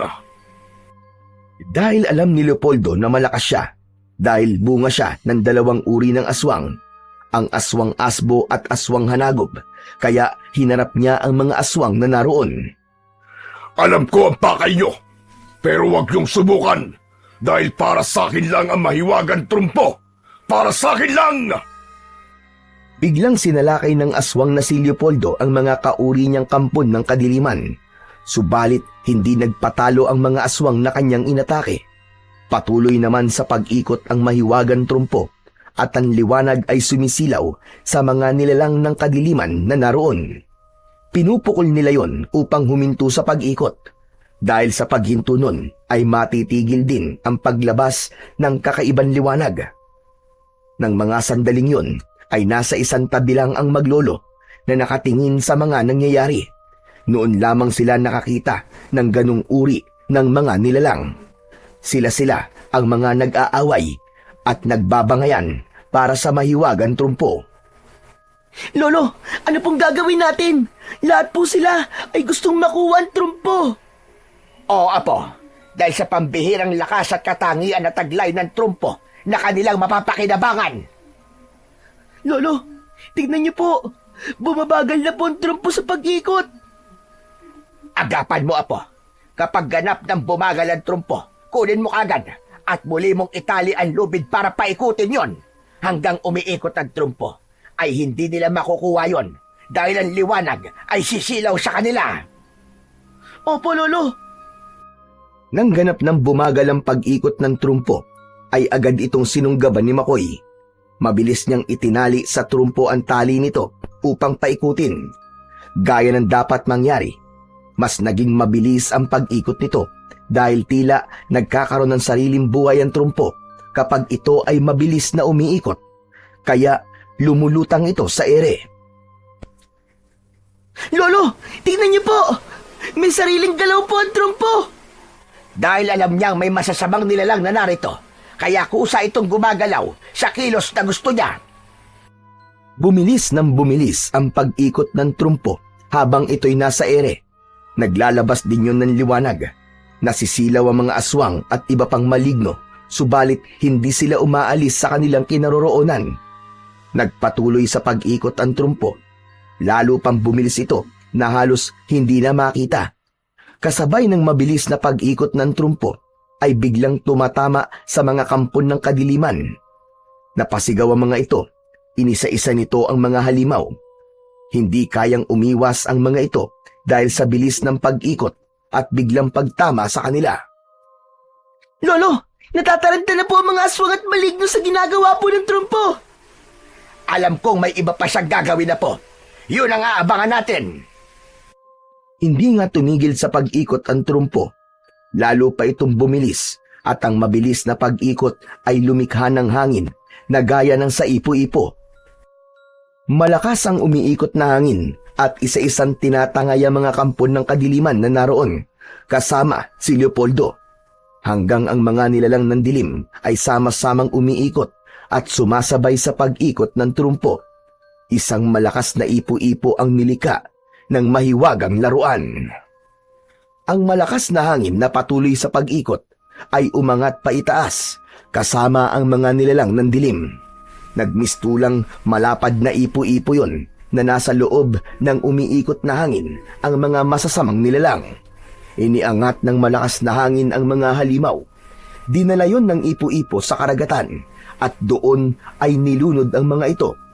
Kaya yun na rin ang naging katapusan ng mga kampon ng kadiliman. Hindi makapaniwala ang maglolo sa kanilang nasaksihan. Buong akala nila ay kasama ng ipo-ipo ang trumpo, subalit nang mapatingin sila sa lupa, ay naroon ang mahiwagang trumpo. Naiwan ito. Lolo, tingnan nyo! Hindi kasama sa ipo-ipo yung trumpo! Akala ko iniwan na niya tayo. Kayo po nag-iingat sa trumpo, Lolo. Kayo po nagmamay-ari, kaya hindi niya po tayo iiwan. Tama ka, Apo. Para din siyang tao. Nasa atin ang kanyang katapatan. Dinampot ni Makoy ang trumpo. Ibinalik yon sa belt bag na nasa kanyang bewang. Lolo, ligtas na po tayo. Wala na po ang mga aswang at maligno.